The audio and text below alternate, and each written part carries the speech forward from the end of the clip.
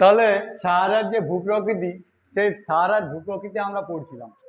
সাহারা মরুভূমি পৃথিবীর বৃহত্তম মরুভূমি, তাই তো? সাহারা মরুভূমি পৃথিবীর বৃহত্তম উষ্ণ মরুভূমি। এই সাহারা মরুভূমির মধ্যেই মালভূমি ছিল, তাই তো? সাহারা মরুভূমির মধ্যে দুটো মালভূমি ছিল। মালভূমিগুলোর নাম কি ছিল? সাহারা মরুভূমির মধ্যে দুটো মালভূমি ছিল, মালভূমিগুলোর নাম কি কি ছিল? আহাগ্গার ও তিবেস্তি। তাহলে একটা হলো আহাগ্গার আর দ্বিতীয়টা হলো তিবেস্তি।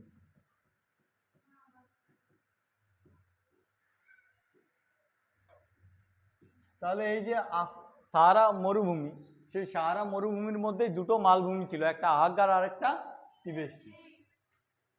এরপর আর্ক।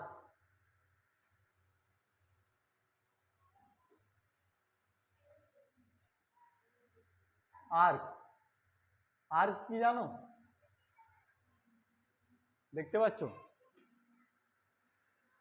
সাহারা মরুভূমিতে বায়ু প্রবাহিত হয়ে, সাহারা মরুভূমিতে বায়ু প্রবাহিত হয়ে বালিগুলোকে একটা ছোট ছোট জায়গাতে জড়ো করে দেয়। বালিগুলোকে ডিবির মতো বা ঢিপির মতো জড়ো করে দেয়। এই যে ঢিপির মতো জড়ো হয়ে বালিয়াড়িগুলো আছে, এগুলোকে আমরা কি বলি? আর্ক। কি বলি? আর্ক। তাহলে বালির স্তূপ জমা হয়ে তৈরি ছোট পাহাড় বা চলমান বালিয়াড়িকে আমরা কি বলি? আর্ক। এরপরে একে চলমান বালিয়াড়ি আমরা কেন বলছি? ধরে নাও এইখানে বালির স্তূপটা ছিল,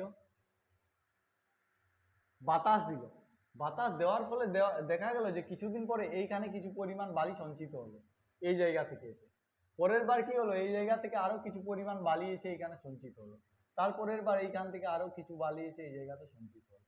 তাহলে দেখা যাবে এই যে এই জায়গাটা যেটা একটা বালির স্তূপ ছিল, সেটা দীর্ঘদিন পরে আর বালির স্তূপ থাকবে না। বালির স্তূপটা নতুন কোনো জায়গাতে শিফট করবে। এই জন্যই আমরা কি বলি? চলমান। এই জন্য বালিয়াড়িগুলোকে কি বলি? চলমান।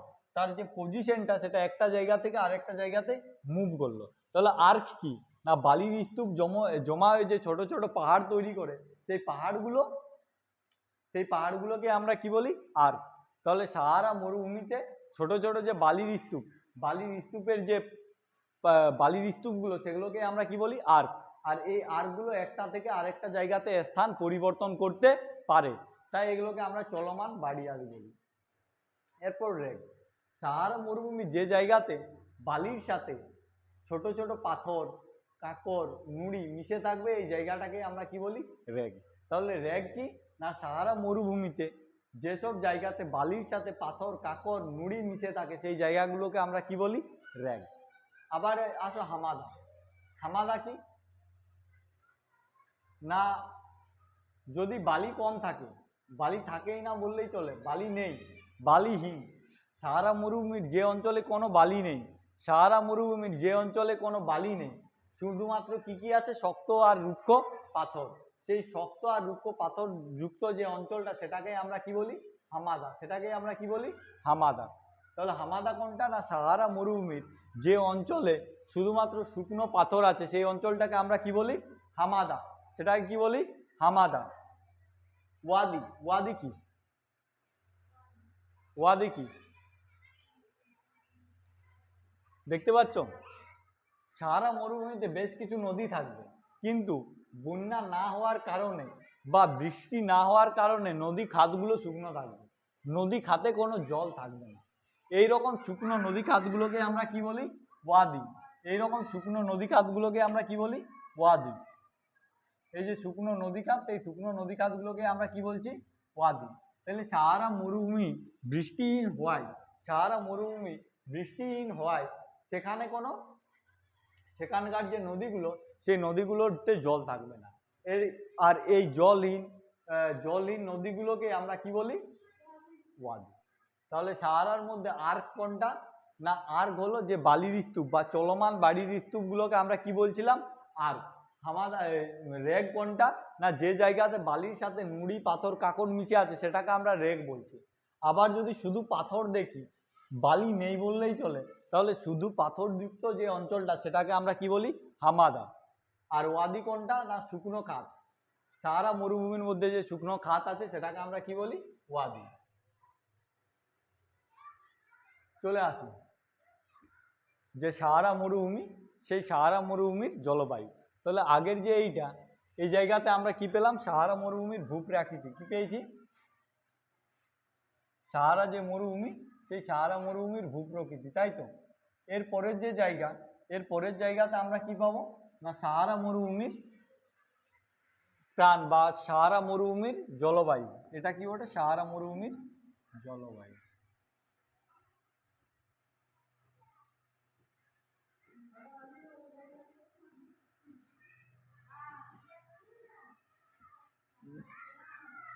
সাহারা মরুভূমির জলবায়ু। এরপর সাহারা মরুভূমির মধ্যে একটা শুষ্ক আর উষ্ণ গরম বায়ু প্রবাহিত হয়।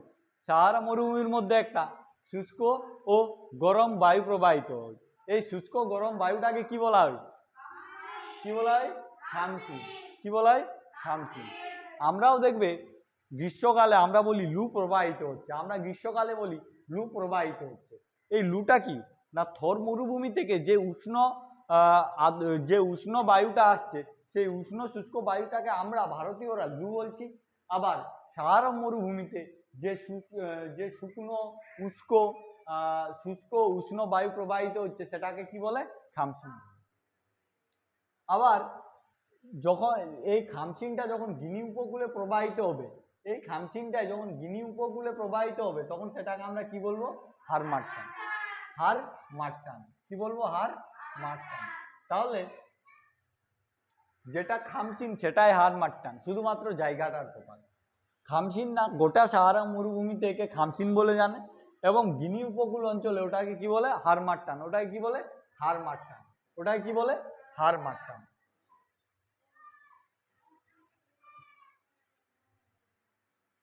এরপর এই যে খামসিন যে বায়ু প্রবাহ, এই বায়ু প্রবাহের সাথে যদি বালি মিশে থাকে, এই বায়ু প্রবাহের সাথে যদি বালি মিশে থাকে, তাহলে সেটাকে আমরা সাইমুম বলবো। কি? সাইমুম।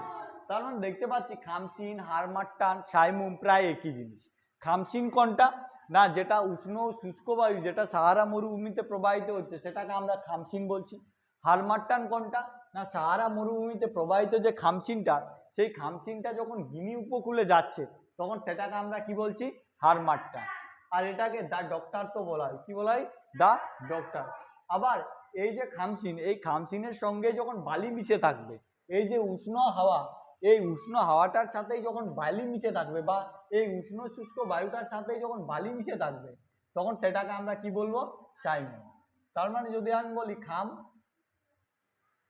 খামসিন প্লাস বালি ইজিক্যাল টু কি তৈরি হবে? সাইমুম। এটা কি তৈরি হবে? সাইমুম। আদিবাসী বা এই যে মরুভূমির আদিবাসীদের জীবনযাত্রা কিরকম?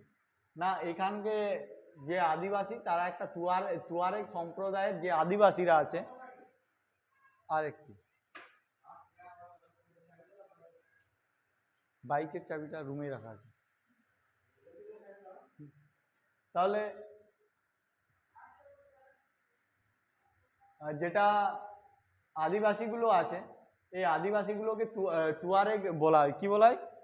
তুয়ারেগ জাতির যে আদিবাসীগুলো আছে, তারা কি করে? ধরে নাও কেউ সাহারা মরুভূমিতে ঘুরতে গেছে, কেউ সাহারা মরুভূমিতে ঘুরতে গেছে, তাহলে যারা সাহারা মরুভূমিতে ঘুরতে যাচ্ছে, তাদের পর্যটক হিসেবে বা নির্দেশক হিসেবে কাজ কে করবে? এই তুয়ারেগ আদিবাসীগুলো। এই তুয়ারেগ আদিবাসীগুলো। আরেক ধরনের আদিবাসী আছে যারা বেদুইন নামে পরিচিত। কি? বেদুইন নামে পরিচিত। এরা কি করবে? না এদের প্রধান কাজেই হলো পশুপালন। কি হলো? পশুপালন। আর এই যে বেদুইন, এরা কিন্তু যাযাবর প্রজাতির, মানে এক জায়গা থেকে আরেকটা জায়গাতে ঘাসের জন্য, পশুর যেখানে ঘাস পাওয়া যাবে বা ওদের যে গৃহপালিত পশু, সেই পশুর যেখানে ঘাস পাওয়া যাবে, তারা সেখানেই শিফট হয়ে যায়। তাহলে এই যে যাযাবর পশুপালক গুলো আছে, তারা বেদুইন নামে পরিচিত।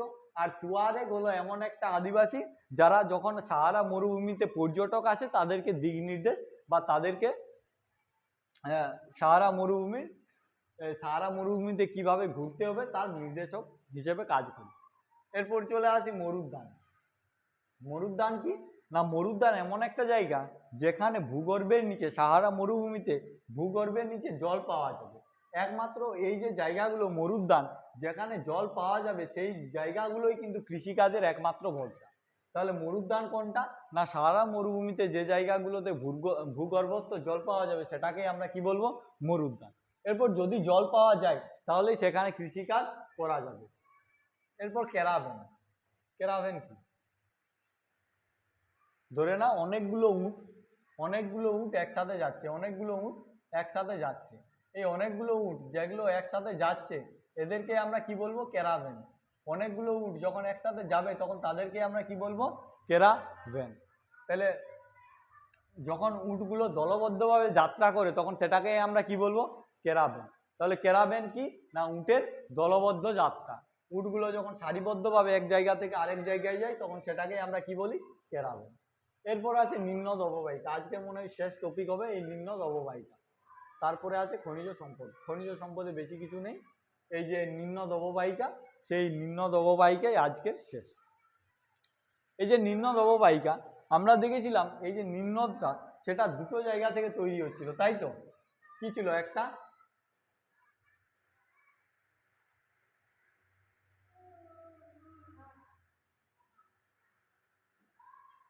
এরকম ছিল কিছু, হ্যাঁ কি না? তাহলে একটার নাম কি ছিল? আরেকটা হোয়াইট নীল। কোনটা ব্লু নীল? এটা ব্লু নীল, তাই তো? ব্লু নীল। আর এটা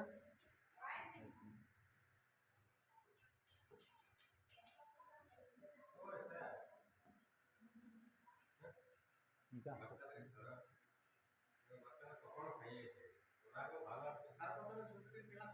ঠিক আছে,